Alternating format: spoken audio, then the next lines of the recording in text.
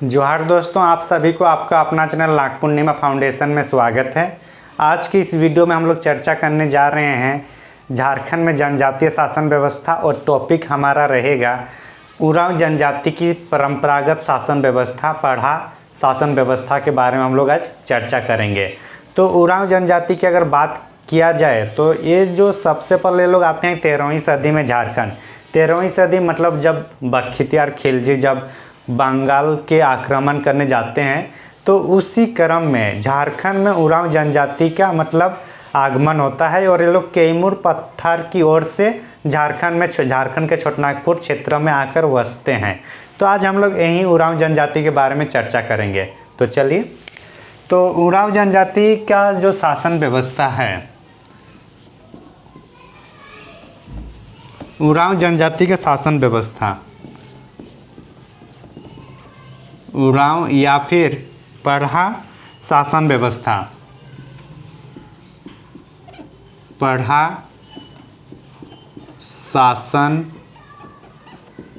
व्यवस्था, ये हम लोग का अगर पहले मुंडा शासन व्यवस्था पढ़े, फिर नागवंशी शासन व्यवस्था पढ़े, फिर हम लोग पढ़े कौन सा हो शासन व्यवस्था, और उसके बाद हम लोग चौथा जो शासन व्यवस्था चल रही है हम लोग का उरांव जनजाति की परंपरागत शासन व्यवस्था यानी पढ़ा शासन व्यवस्था को हम लोग आज चर्चा करने जा रहे हैं।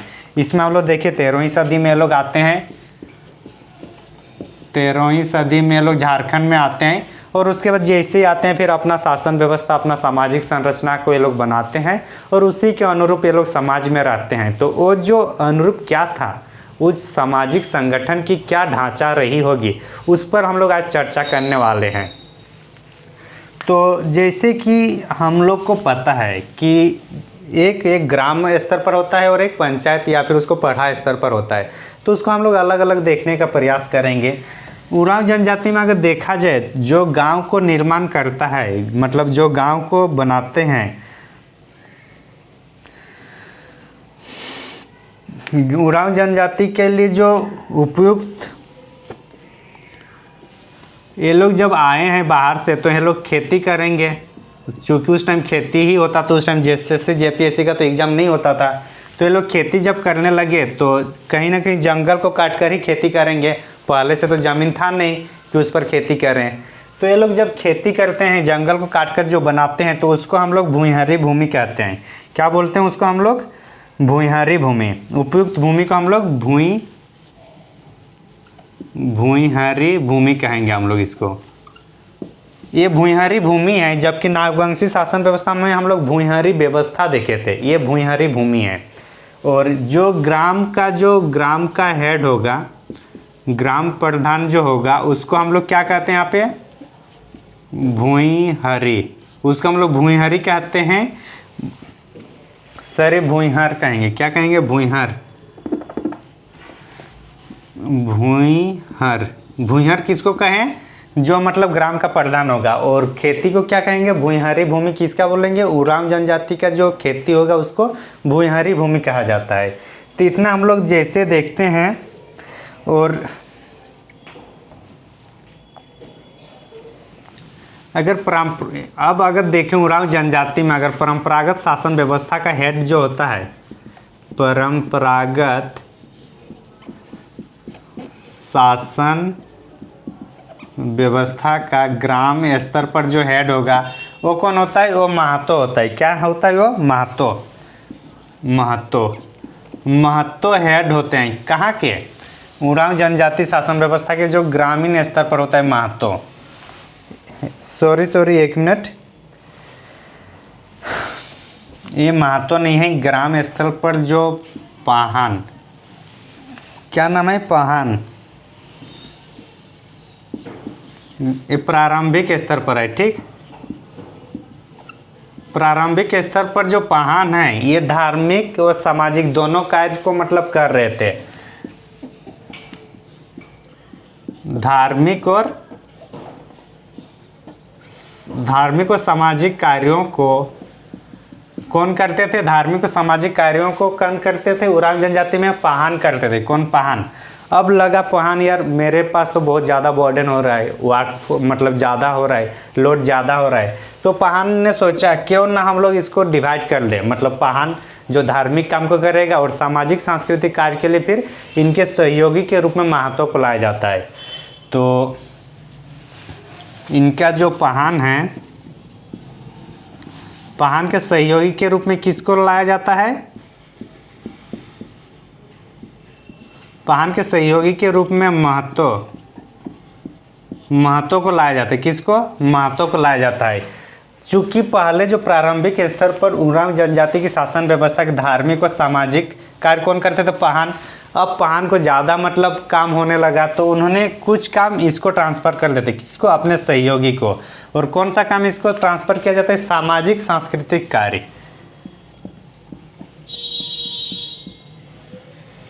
सामाजिक सांस्कृतिक कार्य। सामाजिक सांस्कृतिक कार्य किसको दिया जाता है? महतो को। किससे लेकर? पहान, जो पहान का पहले था। तो इसी क्रम में एक कहावतें हैं उरांव जनजाति में कि पहान गांव बनाता है और महतो गांव चलाता है। क्या है इसका फिर कहावतें? कि पहान गांव बनाता है, पहान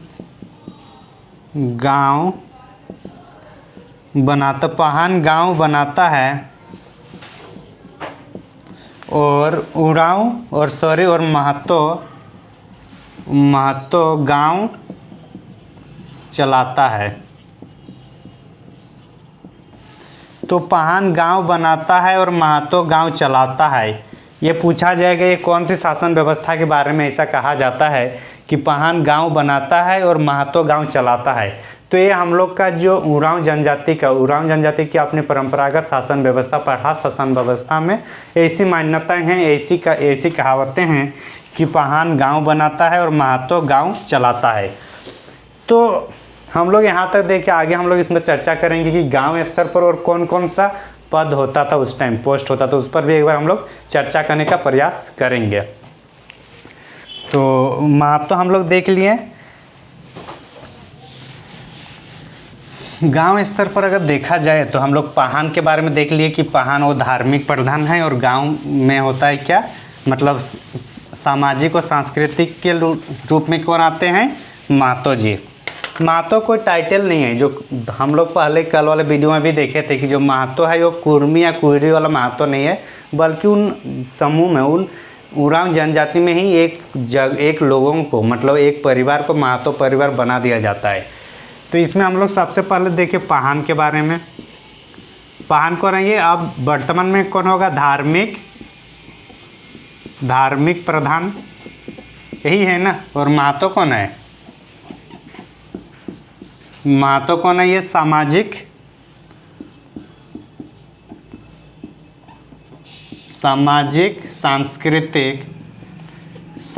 सांस्कृतिक प्रधान होगा। अब पहान का सहयोगी के रूप में पहान भी तो, और इनको लगा कि यार मैं तो पूरा धार्मिक काम भी एक अकेले के लिए उतना नहीं हो पाएगा, तो इसलिए इन्होंने एक सहयोगी को भी चुनते हैं। कौन? पहान ने। और उसके क्रम में, उसी क्रम फिर बेगा को चुना जाता है सहयोगी के रूप में। किसको? बेगा।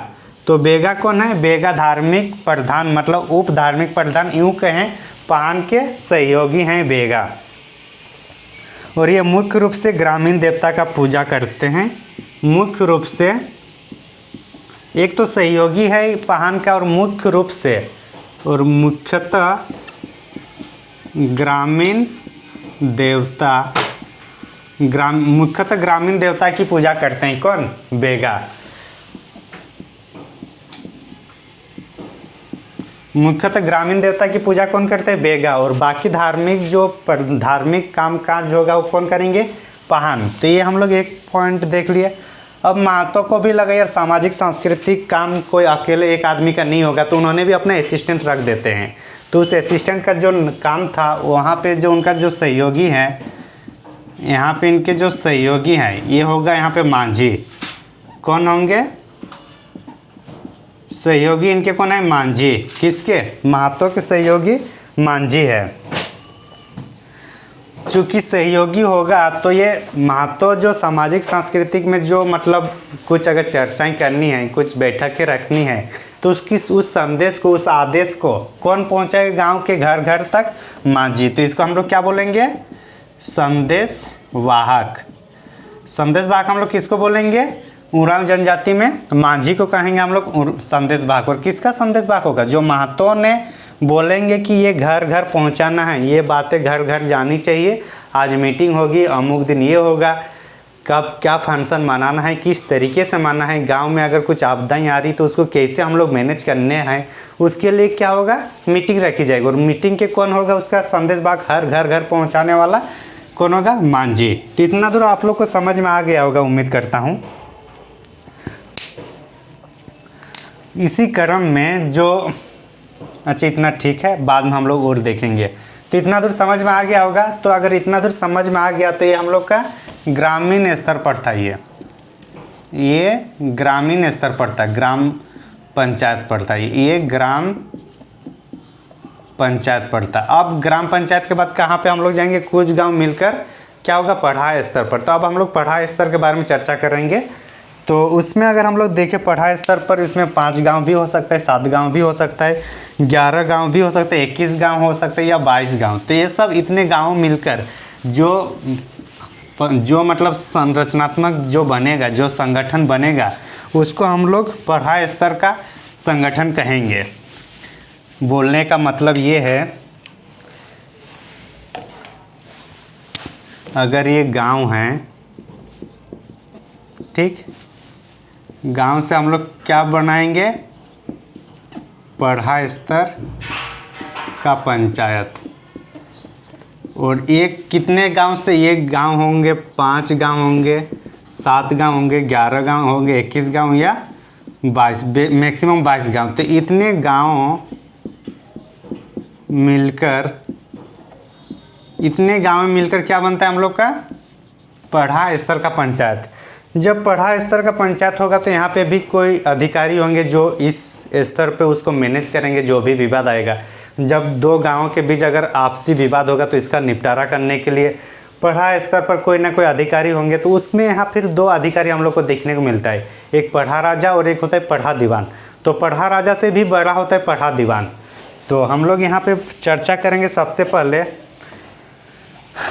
यहाँ पे हम लोग 2 यहाँ पे देखेंगे, एक पढ़ा राजा और उसके बाद हम लोग पढ़ा दीवान। एक होगा पढ़ा राजा और इससे भी जो बड़ा होगा वो दीवान होगा। ये पढ़ा दीवान इससे भी बड़ा है, किसके? पढ़ा राजा से। कुछ पढ़ा राजा में मिलकर उसको मतलब जो दीवान है, जो पढ़ा दीवान इसको बोलते हैं, जो पढ़ा दीवान है, ये पढ़ा दीवान बाकी पढ़ा राजाओं के आपसी अगर जो समन्वय करता है वो कौन करता है? अगर क्वेश्चन पूछा जाए कि पढ़ा राजा का समन्वय कौन करता है या फिर ये लोग को नियंत्रण कौन करता है, तो कौन करता है? पढ़ा दीवान। तो इतना जैसे अगर हम लोग समझते हैं तो मतलब पढ़ा राजा से अगर कोई काम नहीं बनता है या फिर कोई कानून या कोई भी विवाद अगर निपटारा नहीं होता तो कहाँ चला जाएगा? पढ़ा दीवान पर। ये सब लिखने वाली बात है क्या, या फिर समझ में आ रहा होगा? उम्मीद करता हूँ आ जाएगा। मतलब जो सबसे लास्ट है पढ़ा दीवान। जैसे मान के चलिए सुप्रीम कोर्ट है, ये हाई कोर्ट है और ये जिला न्यायालय है। जब मतलब हाई कोर्ट में बात नहीं आती है, बात कंप्लीट निष्कर्ष नहीं आता है, तो कहाँ जाता है? सुप्रीम कोर्ट में। तो उसी तरीके से जब पढ़ा राजा किसी मामले को शांत नहीं कर पाएंगे तो कहाँ चले जाएंगे? पढ़ा दीवान पर। तो अब हम लोग इसमें देखते हैं और कुछ यहाँ पे जो पढ़ा स्तर पर पंचायत होती है, इसमें पुरुष और महिलाएं दोनों इसमें भाग लेते हैं। कार्यवाही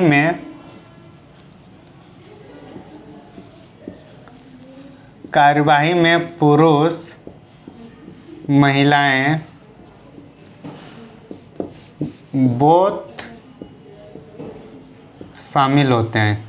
पुरुष और महिलाएं दोनों इसमें शामिल होते हैं। किसमें? कार्यवाही में। किसका? पढ़ा स्तर के पंचायत पर। जो पढ़ाई स्तर पर जो पंचायत होगी उस कार्यवाही में पुरुष और महिलाएं दोनों शामिल होते हैं। तो उसना हम लोग देख लिए हैं। अब यहाँ देखने वाली बात है कि जो पढ़ा पंचायत का प्रमुख है, ये पढ़ा पंचायत का पढ़ा पंचायत, पढ़ा पंचायत का प्रमुख कौन है? पढ़ा पंचायत का प्रमुख कौन है? पढ़ा राजा। पढ़ा राजा कहाँ का प्रमुख है? पढ़ा पंचायत का प्रमुख है पढ़ा राजा।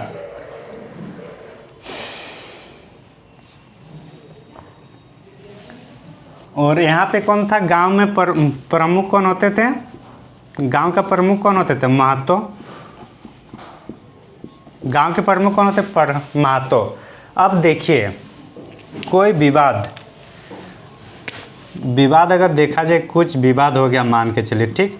विवाद अगर महतो से, अगर महतो यहाँ उस विवाद को कंप्लीट नहीं कर पाता है, मतलब उस विवाद को जब निष्कर्ष नहीं पहुँचा पाता है महतो, तो कहाँ जाता है ये?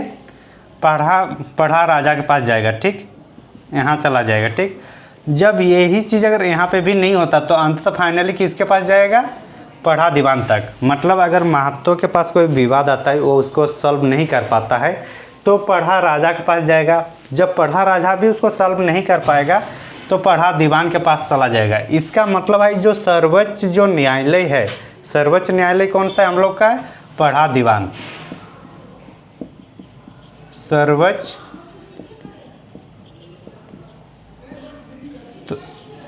तो सर्वोच्च न्यायालय क्या है? सर्वोच्च न्यायालय जो है पढ़ा दीवान का, मतलब पढ़ा दीवान एज ए सर्वोच्च न्यायालय के रूप में काम करते हैं। इस तरह से अगर हम लोग देखें, इस तरह का हम लोग जो हम लोग पढ़ा शासन व्यवस्था है, पढ़ा शासन व्यवस्था को एक बार हम लोग समझने का प्रयास किए, उसको एक एक बेसिक चीज़ को हम लोग समझे, कुछ पॉइंट को हम लोग पॉइंट आउट भी किए।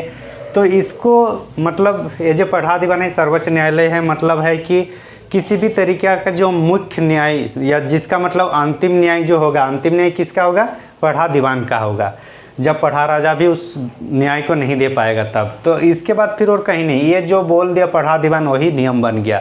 और अगर वो जो भी मतलब जजमेंट देगा वही मतलब करेक्ट है, वही सही है। तो इतना देखने के बाद अगर हम लोग एक चीज़ देखें, जो ये सब काम करते हैं ये लोग, महतो है या फिर महतो के ये में सहयोग में कौन है? मांझी है। पहान के सहयोगी में कौन है? पहान के सहयोगी में बेगा है, या फिर पढ़ा दीवान या पढ़ा राजा। तो ये सब के लिए मतलब कुछ जो ज़मीन दी जाती है, ये सब काम करेंगे तो काम करने के लिए कुछ ना कुछ तो पैसा कौड़ी तो देना होगा ना। चूँकि उस टाइम पैसा नहीं था तो क्या देते थे लोग? ज़मीन देते थे। और ज़मीन में कर मुक्त लगान, मतलब लगान मुक्त ज़मीन दी जाती थी। इसका मतलब है कि उस ज़मीन में वो लोग फसल करेंगे और वो उसका अपना भरण पोषण करेंगे, वही वो लोग का वेतन के रूप में जाना जाता था उस टाइम। इसके लिए कोई टैक्स नहीं लगता था। तो इसी क्रम में जो मतलब लगान मुक्त भूमि होता है, लगान मुक्त भूमि की बात किया जाए तो सबसे पहले लगान मुक्त भूमि जिसको मिलता था पढ़ा राजा को, पढ़ा राजा को जमीन मिलती थी, मतलब जो लगान मुक्त भूमि, उसको कहा जाता था मंझियस भूमि। क्या कहा जाता था? मंझियस भूमि। तो पढ़ा राजा को जो ज़मीन मिलता था उसके काम के बदले उसको मंझियस भूमि, जो लगान मुक्त होता था। दूसरा अगर हम लोग देखे हैं तो अगर पहान को जो मिलता था उसको पहनाई भूमि कहेंगे। क्या कहेंगे?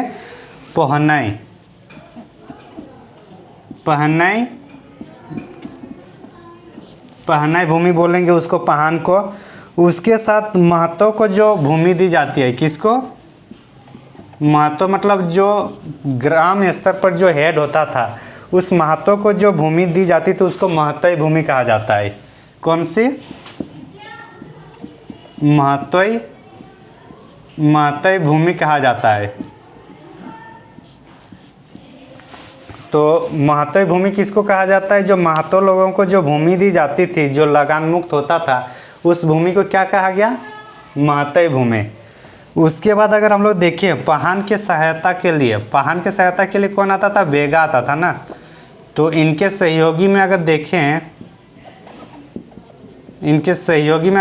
तो सहयोगी में कौन था? बेगा। सहयोगी में बेगा था, तो बेगा को भी ज़मीन मिलती थी। बेगा को जो ज़मीन मिलती थी उसको पहनोई भूमि कहा गया।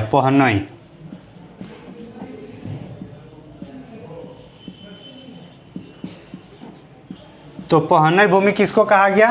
पहनई भूमि बेगा जनजाति के, मतलब बेगा जो पहान की जो सहयोगी होते हैं बेगा, और बेगा को जो जमीन दी जाती थी उसको क्या कहा जाता था? पहनई भूमि। ये पहनई भूमि है और ये पहनाई, दोनों में अंतर है, देख लेना है। पहनाई में पहान को मिलता था और पहनई में बेगा को, उनके सहयोगी को मिलता था। तो अगर इस तरीके से देखें तो ये सब, ये लोग का क्या है, ये सब वेतन के रूप में दिया जाता था, वेतन के रूप में, वेतन के रूप में मिलता था। और ये सब क्या है, सब लगान मुक्त भूमि है, मतलब ये सब जमीन में, ये सब भूमि में खेती करने के बाद वो लोग को किसी भी तरीके से टैक्स नहीं देना पड़ता था पढ़ा दीवान को। पढ़ा दीवान का कोई अपना वेतन नहीं था, वो बाकी सबको मतलब वेतन दी जाती थी। पढ़ा दीवान का कोई वेतन नहीं था, बाकी सबको वेतन दी जाती थी। इतना समझ में आ गया होगा, उम्मीद करता हूँ। अब हम लोग चर्चा करेंगे इसमें जो गांव है, कुछ ग्राम का विभाजन किया जाता था, ये लोग गाँव का विभाजन किया जाता था। तो किस तरीके से विभाजन किया जाता था उसको भी एक बार हम लोग देख लेते हैं संक्षेप में। तो